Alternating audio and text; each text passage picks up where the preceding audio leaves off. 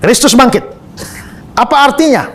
Artinya adalah pertama, musuh kita, yakni iblis dan maut sudah dikalahkan. Ya. Iblis dan maut itu merupakan musuh manusia. Iblis juga musuh Allah, musuh manusia. Maut juga musuh manusia. Makanya sejak manusia jatuh dalam dosa itu tidak bisa lepas dari maut atau kematian itu. Manusia sudah berusaha menemukan obat anti ini, anti itu, antivirus, anti apa saja, tapi belum pernah dapat obat anti mati. Ya, semua manusia mati. Berarti maut menjadi musuh. Belum lagi iblis menjadi musuh manusia. Tapi ada Kejadian 3:15. Coba baca. Kejadian 3 ayat 15. Aku akan mengadakan permusuhan antara engkau dan perempuan ini, antara keturunanmu dan keturunannya. Keturunannya akan meremukkan kepalamu dan engkau akan meremukkan tumitnya.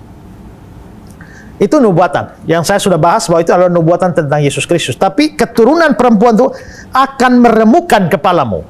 Itu berarti musuh, yaitu iblis, itu akan diremukkan. Nah, waktu Yesus mati kelihatannya dia kalah. Karena maut mengalahkan dia kan. Iblis mengalahkan dia. Tapi ternyata dia bangkit.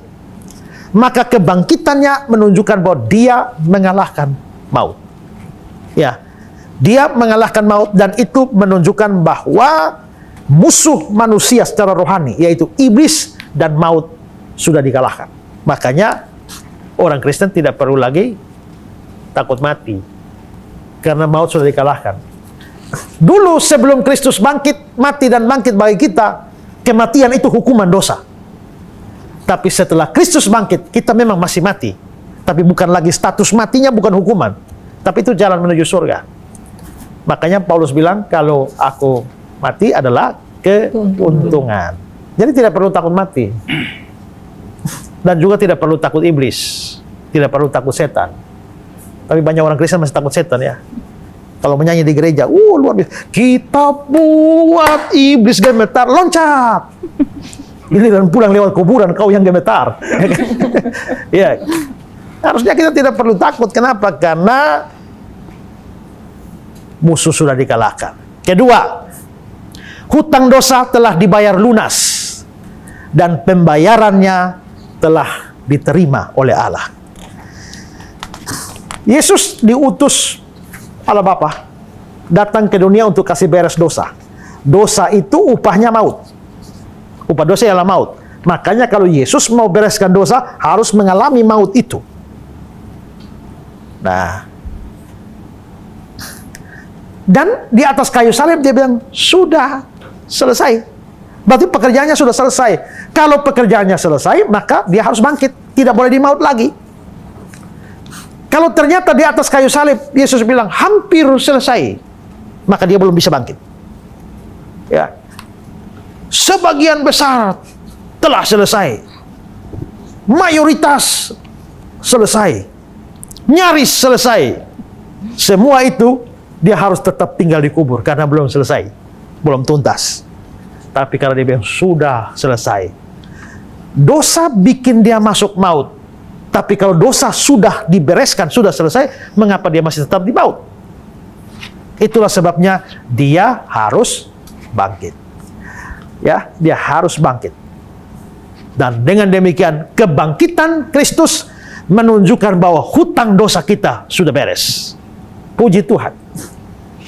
Kalau dia belum membereskan dosa kita, dia belum bisa bangkit. Tapi kalau dia bangkit, saya bisa pasti bahwa hutang dosa saya sudah beres. Karena itu kalau saya sampai percaya Yesus, tidak ada dosa saya yang belum dibayar. Semuanya dibayar. Dan itu berarti tidak bisa ada satu dosa bisa bawa saya ke neraka lagi. Dan saya pasti diselamatkan. Itulah sebabnya orang yang percaya Yesus akan selamat. Bukan mudah-mudahan, bukan mungkin. Bukan kemungkinan besar, bukan insya Allah. Pasti. Kalau kamu percaya Yesus, kamu pasti diselamatkan. Tapi yang tidak percaya Yesus, kamu juga pasti. Tapi pasti tidak diselamatkan. Sama-sama pasti. Tapi pasti tidak selamat, yang percaya pasti selamat. Pilih mana? Ya, pilih Yesus, tidak boleh yang lain. Nah, hutang dosa beres. Kalau tidak percaya Yesus, ya bayar utang sendiri. Bayar di neraka selama-lamanya. Dan yang ketiga, artinya yang ketiga adalah kita mempunyai pengharapan akan kebangkitan tubuh. Kita punya pengakuan iman rasul ya, aku percaya kebangkitan tubuh. Yesus itu bangkit dan dia akan membangkitkan kita juga. Mati ini, ya kalau kita mati sekarang ya masuk surga atau masuk neraka lah, tergantung percaya Yesus. Tapi yang pergi ke surga neraka itu kan hanya rohnya atau jiwanya. Tubuh kan masih di kuburan. Tubuh masih tunggu Tuhan Yesus datang. Dan Tuhan Yesus datang akan membangkitkan kita. Coba 1 Korintus 6 ayat 14. 1 Korintus 6 ayat 14, Allah yang membangkitkan Tuhan akan membangkitkan kita juga oleh kuasanya. Ya, Allah membangkitkan Tuhan, Tuhan itu Tuhan Yesus, akan membangkitkan kita juga. Akan membangkitkan kita juga. Kita akan bangkit satu hari nanti. Puji Tuhan.